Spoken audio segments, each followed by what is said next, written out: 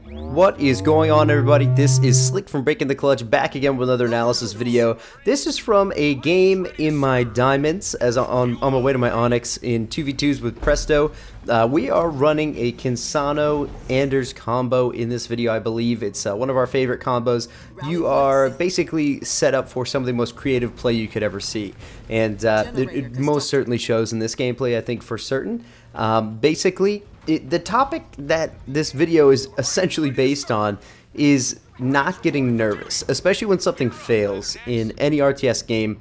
If you start getting nervous, there's a chance that your mind might get in a strange funk and you'll completely forget what you're doing and what can counter your enemy's plays, and you most likely will end up losing the match if you let your nervousness get the best of you. Now, in this particular game, it was one where I think we kept our cool in a really bad, tough situation, and we came out on top. So for this one in particular, I believe we played these guys and the other team, I think, on the blue team. I think we played them one game before, and they actually held us off because they went double turret off the start into a quick sniper reaver play, which is very interesting. Haven't seen that in a while. It's almost like they knew what we were going to do, and it most certainly paid off for them. And I believe they actually did more Cyclops than snipers. But you'll see kind of what happens in this. So this is my coveted, my build that I love is a double barracks flamer build. It's one of the strongest builds, I think, in 2v2s, 1v1s as well. It's not too bad, but of course you run into jackrabbits by yourself. In 1v1s, it's really hard to defend with just flamers and marine grenades. So that's exactly what I'm doing here. I'm trying to hide my third marine there so that way he doesn't scout that. Great job from the blue player, just sending his infantry unit off the rip, going to see what we're doing, going to see what our build looks like. And I know for a fact that if he spots the double barracks play, that he's going to put himself in an extremely good spot. But I can't give up on this build just yet. I most certainly have to just commit and then see what happens. So my number one priority, guys, if you're ever playing a 2s, 3s game or whatever, you want to focus on the banished players as of right now with the current meta. Banished leaders are not as strong as UNSC, especially their bases and their turrets. Now with Atriox, of course, a lot of you know, turrets can be cheap, and it's most certainly it's beneficial, and also you can get anti-infantry, anti-vehicle, anti-air all at the same time on your turrets is great as well, especially with shield generators. But at this early point in the game when there's so many flamers out and marines at the base, you really don't have that good of a defense as a banished player at the moment with the current meta. So it most certainly will get better, I guarantee you, but as of right now, UNSC turrets are way too strong as opposed to, or as compared to, the banished. So what I want to do here is just kind of get a look around the base. I see that he's already got a turret near completion up front that's making me, like I said, kind of nervous, and what I really need to do now is just keep my cool. I know for a fact that with three marines just chucking nades at this bad boy as it's going up, it's going to get at least half health, and I know for a fact that I've got a daisy chain of flamers coming across the map. They start showing up. First turret goes down, and I'm looking pretty good. One thing I would critique as of right now is I would send one single marine, or tell Presto to send one single marine over to the UNSC base just to get a scout. So I see right away, quick tech 2 for the banished player going right into a foundry, so it looks like he's doing something similar to what he did last game.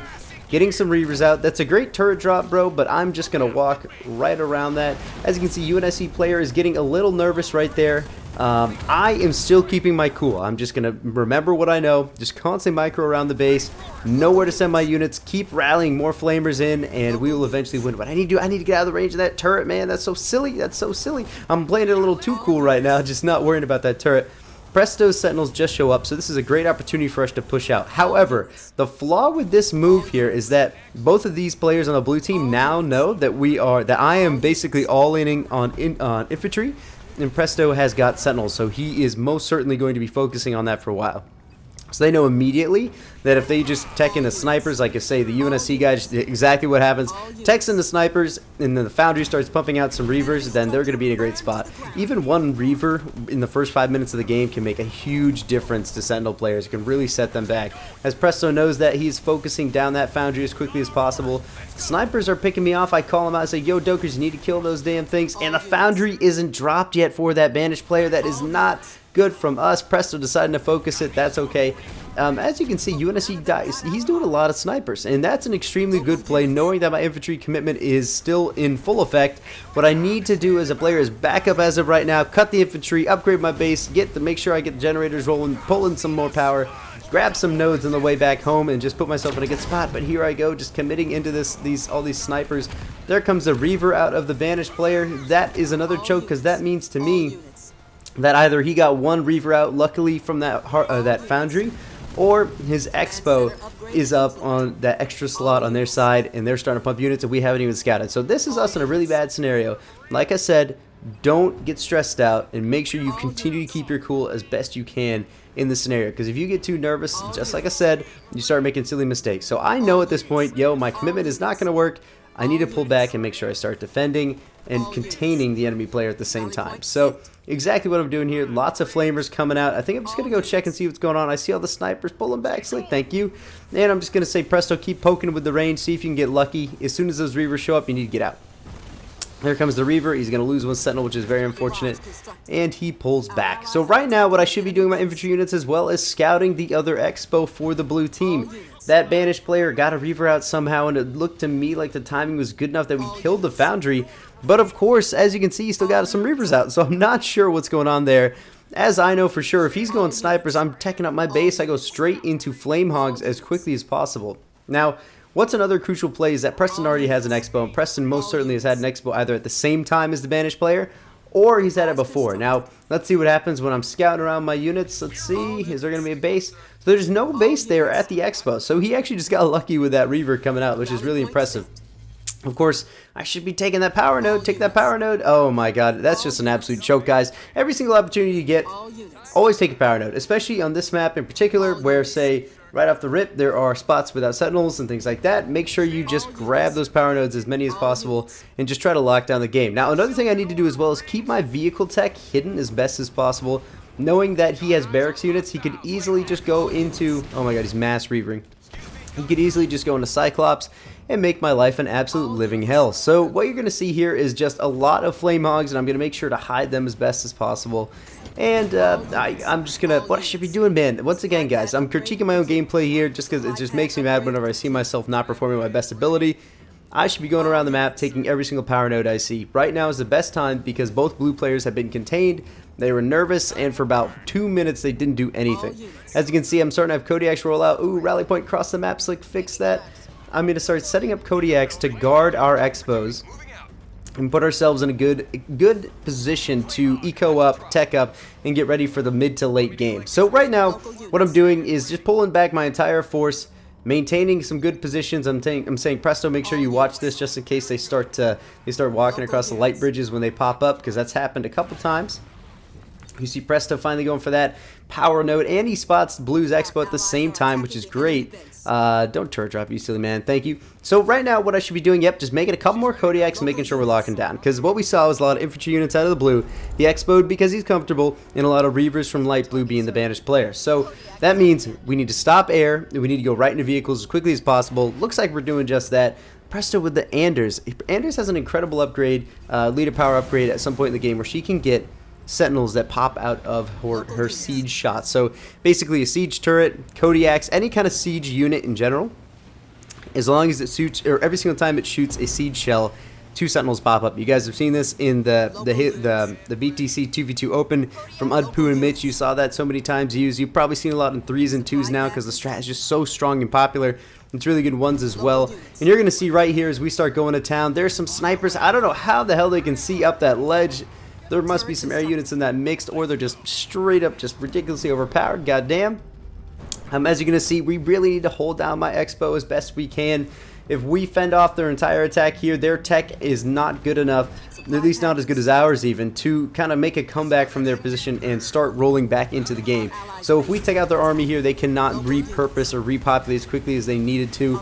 As you can see, I'm engaging these units. Presto's Kodiaks are starting with the Siege Sentinels across the map. Absolutely incredible play from those Siege Kodiaks. All those Sentinels are going to rinse every single Cyclops. I lost every single Warthog though, which is really bad for me. I've got so much power that I have an opportunity to upgrade as much as I want to and just kind of put myself in a good spot. It's okay if I lose my Expo here. Preston lost his. So basically the containment strategy here, it's okay if we lose both of our Expos as long as our defense is good enough at our base. Presto has not lost any of his units.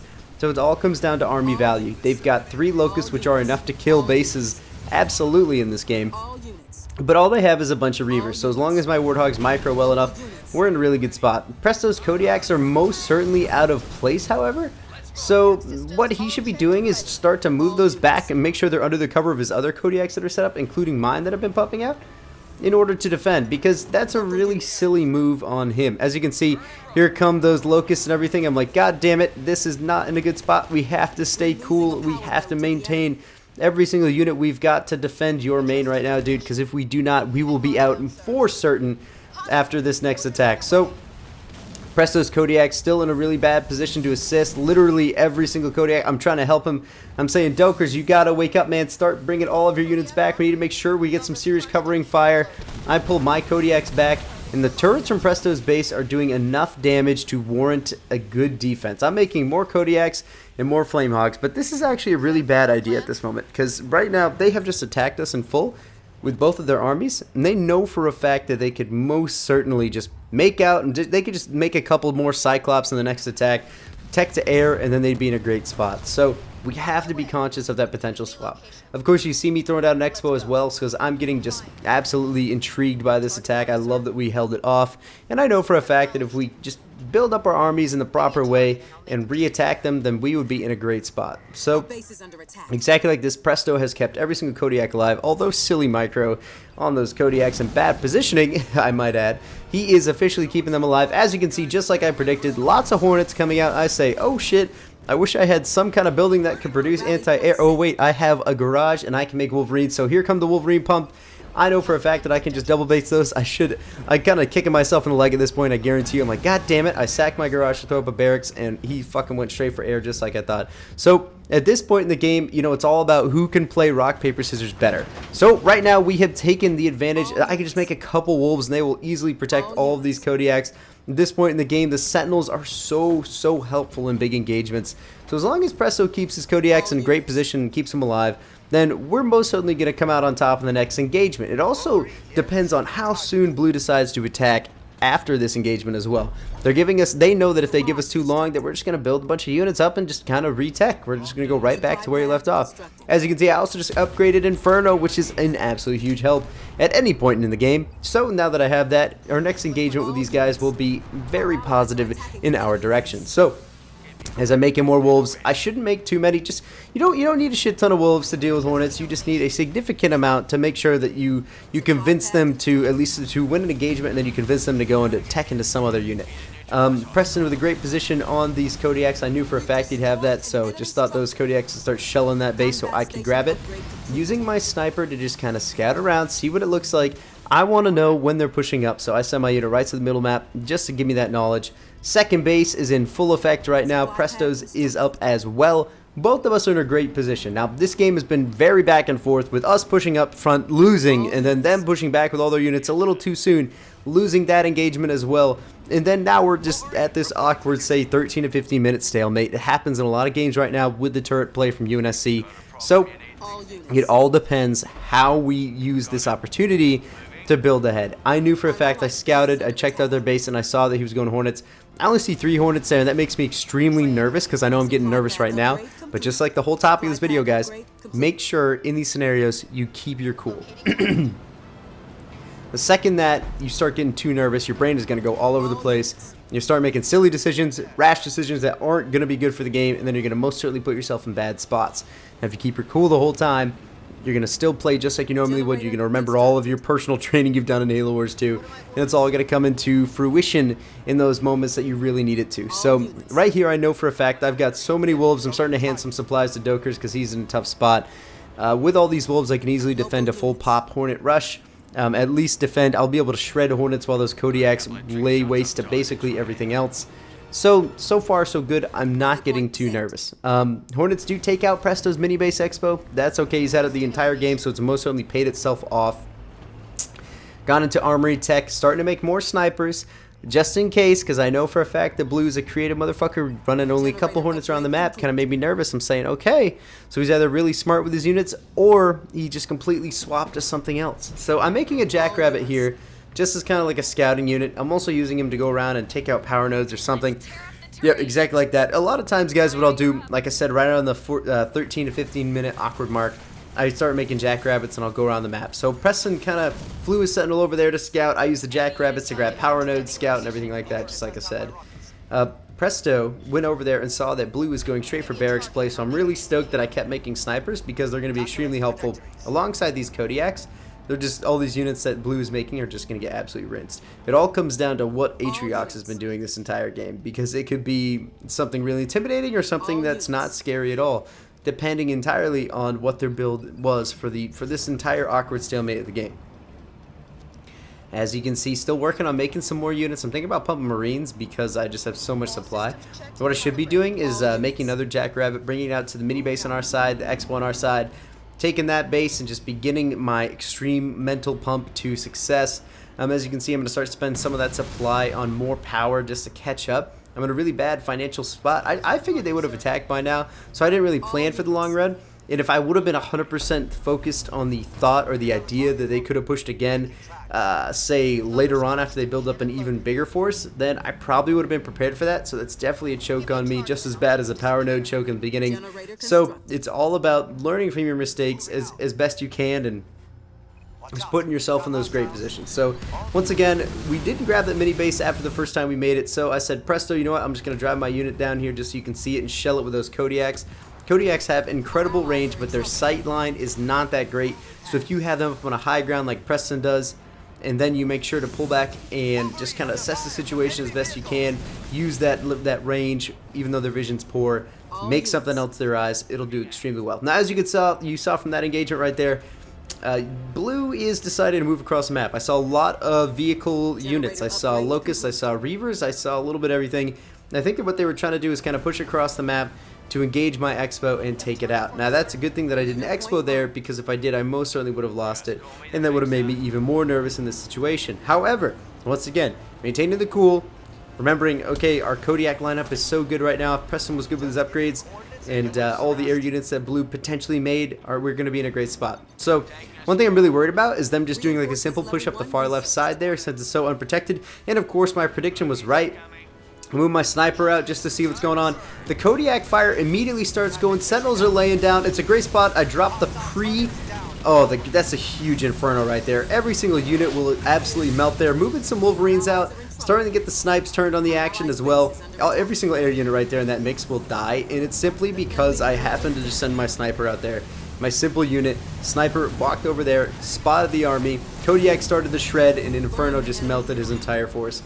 So we knew for a fact right there after we won that engagement that we just immediately had to pull back and just start getting dirty with all of our other plays. So right here, guys, once again, it's continued to be back and forth the entire time. We've kept our cool as a team. Our unit consistency is flawless as well. I'm starting to throw up even more, another garage, I should say, so that way I can improve my pump.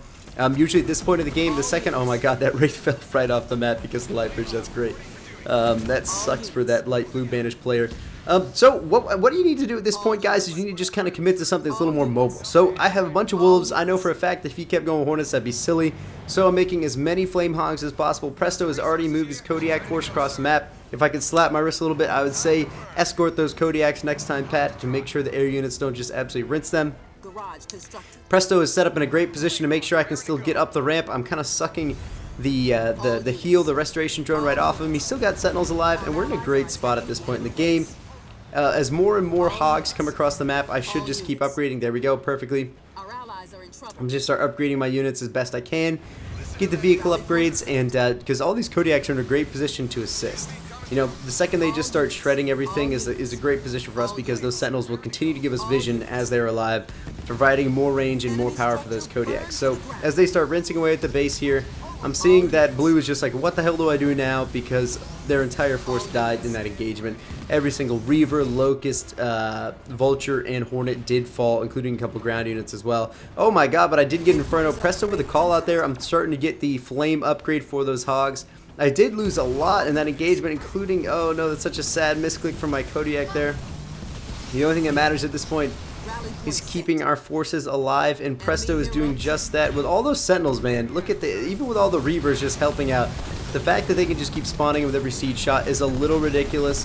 but it most certainly is great for this scenario because we will pull out a little bit ahead because of it. So now that Blue's Expo will be shelled down, Presto I still have 2 bases on our side of the map each, so our production and eco is so much better than these players. Once again, another slappers moment. I would be sending my hogs to that 3rd base expo to make sure that one of them didn't take that, and because then it would still be even. So I'm kind of mad I didn't do that. Even with a couple of hornets there, it's extremely beneficial for them because I do not have that many. I don't think I have any. I have no more wolves. He did a great job of focusing all my wolves down. I said, you know, I'll make a couple more just in case, but I'm pretty committed to this flame hog rush. All units. All units. All units. So once again, we have a great position here where actually a fairly painful position to be in right now, considering basically every single unit of Presto's did die right there except for one Kodiak. He is still pumping them and making as many as he can. I was telling him to set them up on his side of the map just in case. Constant pump of all these units at this point is going to put us in a significant lead. As you can see, Blue's base still hasn't dropped as of right now, so I have so many Warthogs that I'm just constantly driving around the map, making sure to monitor just about everything, and I put a lot of pressure on him as well.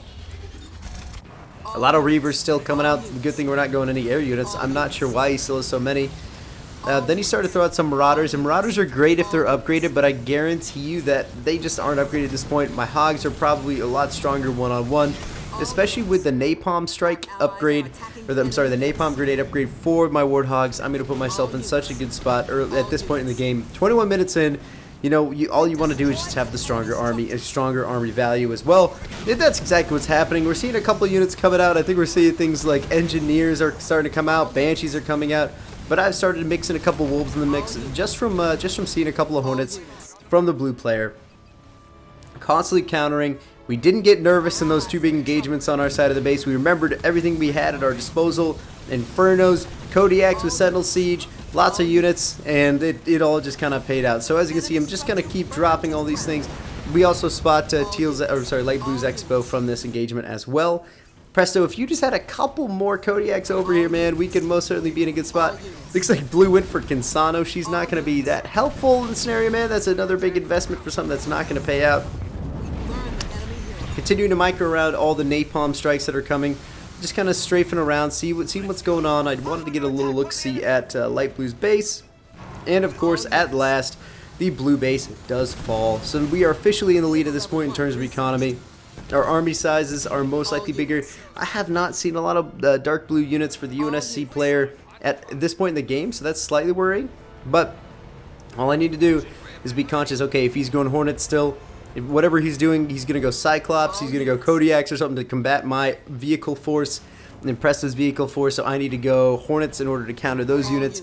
And if that's the case and he does that, then I have won the rock, paper, scissors game. At this point, I have so many flames. He's still making Reavers, man. I don't know why you'd be making Reavers at this point in the game. You have not seen a single air unit out of our side for such a long time. I don't think we even made an air unit all game except for those Sentinels. So he's definitely committing a little too far into this anti-air mess, and it's really not paying off for him. Reavers are most certainly expensive. And look at that, so many Cyclops right there. Oh my god, I need to get out of the way. Don't you dare drop an Inferno. Okay, I'm going to drop in a Flame Drop. I really shouldn't have done that, but I stunned a lot of those Cyclops. Oh my god, I have at least 11 Hogs. It's not bad. So all those Cyclops will fall through the Napalm upgrade. I'm sure he's really kicking himself for that. He's like, god damn it, these anti-vehicle units are not that anti-vehicle. Simply because my Hogs are so far upgraded for my army at this point that there is not much he can do. Of course, a Scarab comes out for that player. Oh, and a huge Eradication Beam will take out a lot of those Kodiaks for sure. But at the same time, man, our production is still so much better. It makes sense for the Reavers, I guess, but I still don't understand why you'd be doing that. There's so much going on for the red team, for us in general, that I don't know if I'd opt for a Scarab. I think I'd probably just continue. I'd put it on Hunters or something totally different than that. Maybe I'd even double air because my wolf force just isn't sizable enough to deal with a double air push from these players. But of course, hindsight is 20/20 for this team. So many Sentinels still flying around the map. Most of Presto's Kodiaks will fall with the Napalm upgrade from my Warthogs and their vehicle upgrades 1, 2, and 3, I believe at this point. the Scarab really isn't that intimidating. And once again, I'm still not getting nervous. Still just sending all my hogs over one at a time. Yeah, it looks like they're actually only a vehicle upgrade too. There's the third upgrade. I have a shit ton of power. I should really be opting in for another base at this point. I should have gotten one a long time ago. But nonetheless, every single play you've done at this point has even brought this Scarab down to its red health bar. Not enough NG support from that player. So it looks like we will eventually kill it. I'm getting prepared to just kind of shell out extra units if I absolutely need to. I'm starting to get a little more eco coming in there. Scarab will fall at some point.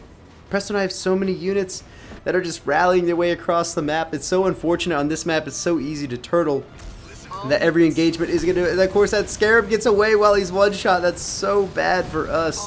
So as all of our units are rallied across the map, you'll see once again another back and forth moment happens and we're like, God damn it. The turtle has just been too good from these players. We once again have to back up, reconvene, and figure out our entire strategy because, man, we just cannot break that wall. That Scarab was a huge help for them. I'm not usually a fan or an activist of Uber units, if you will, and that most certainly did help out their team in that scenario. So it was a great play for them. At this point, I finally do go out and scout and see that they do not have that third base. And I'm also going to check the midi base as well. Got restoration drones at this point. That's a great play. Most certainly would have come in handy earlier on as well, but hey, that's okay. Now, as you can see, I'm starting to sack my garages, and I'm opting in for airplay. I think at this point, I think it'd be so surprising to them if I just massed Hornets and showed up at their base with a massive Hornet army as going hogs the entire game. So exactly that. Right now, we're just kind of attacking, making sure we're just keeping their mini base production down, just kind of making them frustrated because on our side of the map, we haven't even taken that. And of course, I'm going to keep sending my units around and just collecting that as much as possible. Preston is still going Kodiaks. They are most certainly upgraded all the way. They have their Sentinels. They are extremely helpful at any point in the game in Halo Wars 2. That's beginning, or I'm sorry, mid to late game especially, because beginning game you really don't have that many out. As you can see, just when you have this awkward stalemate in the game, once again, you need to just send your units around, get the lay of the land, and make sure you take all those extra buildings that the enemy team has. You don't want them to just kind of capitalize on the eco. Make sure that they're a little bit ahead of you. You want to make sure that you're constantly taking down those buildings. Guy in Limojis will go down here with his mini base expo. And once again, I'm still at the same time, guys, I'm using these Warthogs as a convincing strategy. I'm convincing the blue team that I'm still going to straight up hogs and keeping all of my Hornets hidden at my base here so that way they are completely caught off guard by them at any point in the game, because a lot of times players will be, you know, they'll just commit. They'll be like, oh my god, we almost just lost that engagement to a bunch of vehicles. Let's just keep going anti-vehicle. I guarantee that's what they're doing. If you just take that little bit of advantage and say, hey, I'm going to start making some air units, that could completely win you the game. Pull out that trump card and just completely throw them off. As you can see there, they also spot, so all the only units they've spotted from us as the red team in the last 2 minutes are Flame Hogs, a Wolverine, and a Sentinel. So if I was that team, I'd be like, well, shit, what the hell is going on? So let's go anti-air, let's do this. Like, I'm not sure what they'd be thinking at this point, but we're doing a great job of making sure that our base is turtled up for the next attack if they decide to push out, because we know for a fact that they push out, we will win, just from the sheer Kodiak size and Kodiak wall that we do have. Also, we want to make sure that our bases are defended while I get this Hornet pump out, because just like I said, when the time comes, I will know it and I'll say, oh shit, and just swarm my Hornets right at their base. Great play there, microing around the Wraith tank, just getting an easy pick off. It's most certainly important to have. And then, hello, Daddy Scarab, I need to get the hell out of there. Scarabs are completely, or the Scarab is completely healed up now with those engineers. And you know, I'm still not intimidated. I'm still keeping my cool as best I can. Pumping out as many Hornets, getting the upgrades while I still got 3,000 power. Starting to build up basically everything that I possibly can. Grabbing, oh man, I can't get that. It's so annoying.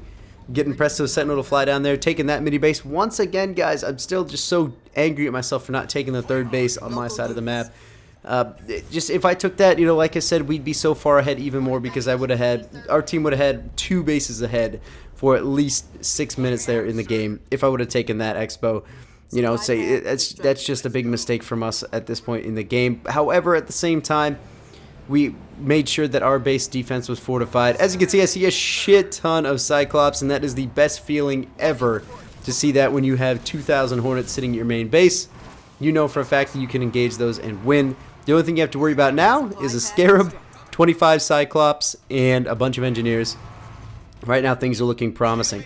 Also, guys, what you're seeing here is you're seeing me lock down their side of the map just with constant scouting, constantly moving around, making sure I see what's going on, checking all the base spots, and making sure that we're permanently ahead.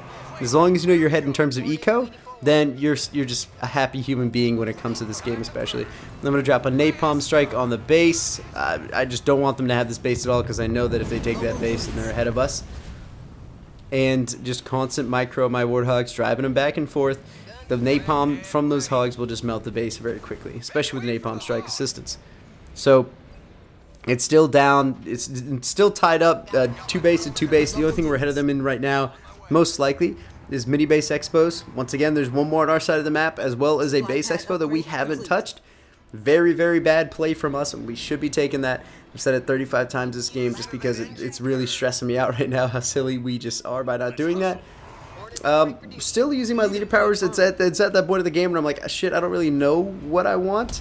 But I just always opt for something strong. Like, I love napalm missiles. I love using those aggressively against these players, especially the players that make mistakes like going mass 1 unit or just say going right into all Cyclops. We're also fortifying our mains with turrets just to be a little bit more careful, because we're most certainly gearing up for the final push. This is something that we've been thinking about for about 5 minutes, and saying, okay, at what point do we decide let's go end this game because we have the bigger force? And that, I think, is what we're coming up on soon. Another thing I would do as well is make a couple jackrabbits and go around the map and grab those power nodes. I know I've also stated that at one point in the game as well. Once again, kind of a silly mistake from us, but you know, at the same time, constant micro of the warthogs going all the way around, making sure we have everything contained, making sure they're not expoing. You guys have heard that song. Making sure that we're just putting ourselves ahead in the game is very important. Starting to get random upgrades. I'm saying, okay, what happens after this? If we were to fail this, what's going to beat those units? Maybe mass marines? I don't know. Making sure that you upgrade all your armory grades as well is very important as a UNSC player and a banished player for the War Council. Simply because, say, as long as you're maintaining that pump and you're ahead in that aspect, then you're always going to be very comfortable. Looks like they are pushing a Condor up to my main base, so I actually am going to have to expose my Hornet play that I've been hiding this entire time, which is okay because I'm sure their forces are so big at this point that they just aren't able to really defend this. He drops, oh my god, that's absolutely insane how fast an eradication beam can drop that shit. Presto and I double heal my base. His Condor is going to drop so fast, and at this point I need to push because I know for a fact that he has he could most certainly just make a couple wolves here and it would really stop my rush. So this is the attack that we've been waiting for. Presto says, what do you want me to do? And I'm telling him, defend my fucking base, man, because I need to fucking put a nail in the coffin for these guys. Started to throw a lot more things down on my main, trying to keep it alive, but of course, with the napalm just shredding my things, it's just going to put us in a really bad position right now. With a main base dropping this point in the game, it's really nerve-wracking. So, great control here, absolutely taking out that Condor, no problem. So many Hornets from us, putting them in a really nerve-wracking position, saying, you know what, Presto, start moving your Kodiaks because I'm about to push up. And then I will walk you to the front door of this player, so that way you can just put an end to them with your Kodiak mass army. So, once again, all the Hornets will need to push up. I always recommend this. You need to have almost like an escort system with those Kodiaks. Making sure that you have that coverage the entire time. And just so that way they don't just get absolutely rinsed by something like, say, if they made 20 Hornets, you know, they could just walk over those Kodiaks like it's nothing. I'm saying, Presto, there's a Scarab. Set that motherfucking Kodiak lineup up, dude. There's so many fucking Kodiaks there that are just out of position. With the Scarab there, if he doesn't set them up, there he set it up like one at a time, it seems. If those Kodiaks just start shredding here, my Hornets can get here soon enough, man. Every single one, this Scarab will just drop so fast. Otherwise, he's going to lose a lot of Kodiaks, and there it is. Massive Sentinel engagement. Blue is starting to realize, oh shit, that is a lot of units. That's why I don't rely entirely on Uber units for this engagement. I pull my Hornets back.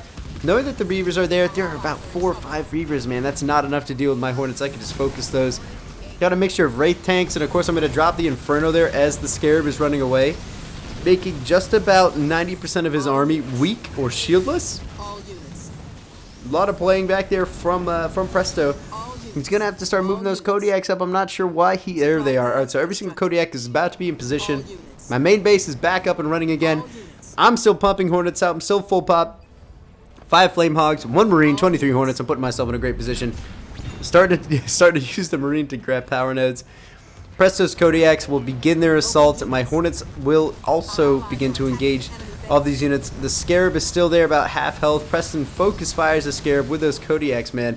Look at how many Sentinels. You would think it's like a 25-piece arc defense. Absolutely insane plays out of those Kodiaks. Preston's positioning is actually fairly decent for this round. I'm going to start opting into Flame Warthogs because I say, you know what, the only thing that can beat me at this point is other air units, or sorry, not even that. The only thing that can beat me is Wolverines and Reavers. So if I have Flame Hogs, then I will easily come back into this game.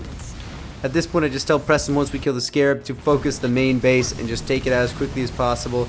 Audio starts getting fucked up. Enemy player disconnected. And at this point, we take the game. So thank you guys so much for watching. I hope you enjoyed it. Like I said, the topic was not getting nervous. There are a lot of points in this game where you're just like, oh shit. Like, us as players, we knew for a fact, we're like, oh my god, dude, this is it. This is how we lose.